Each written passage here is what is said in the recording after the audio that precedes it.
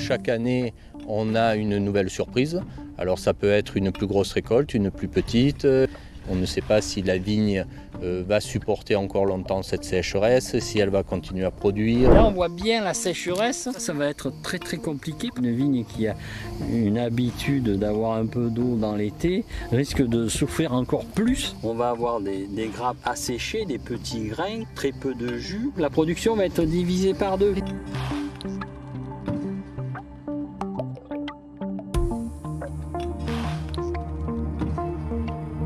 Nous, le problème, c'est qu'on n'a pas d'irrigation. Moi, j'ai pas de retenue collinaire, j'ai rien. Donc aujourd'hui, moi, mes chèvres, il leur reste jusqu'à mercredi de pâture. Et après, elles sont dedans jusqu'à, on sait pas quand. Nous, on est installé depuis 2016. Et c'est la première année où c'est en critique, quoi. Mais ce qui a surtout le gros problème qu'on arrive à cette époque, c'est que fin août, début septembre, c'est la période où on sème les prairies pour l'année prochaine. Et aujourd'hui, c'est même pas imaginable de semer des prairies, quoi. On va dire qu'on a de quoi passer l'hiver. Moi, ce qui me fait beaucoup plus peur, c'est le printemps de l'année prochaine. C'est que si on a un printemps tardif, nous, on pourra pas suivre.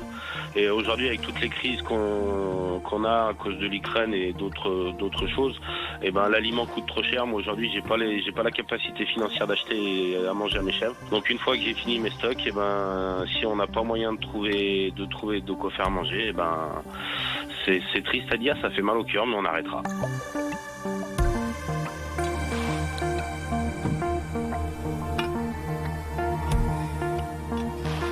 Oh, ça se chiffrera certainement proche du milliard, voire plus, tellement ça touche tous les secteurs. 93 départements touchés, le maïs, l'herbe, la viticulture. Rappelez-vous qu'il y a eu aussi du gel dans certains secteurs. Donc l'agriculture va payer un lourd tribut à ce changement climatique très fort. Les préfets prennent en ce moment des mesures de restriction d'irrigation. Il y a aussi quelques dérogations pour pouvoir sauver, là où c'est nécessaire, les semences, le maraîchage, les fruits, le maïs malgré tout, parce qu'il reste une composante importante de l'alimentation des animaux. Vous savez, d'habitude, quand on n'a pas d'herbe, on compte sur le maïs. Eh bien là, on ne pourra même pas compter sur le maïs pour nourrir nos animaux cet hiver.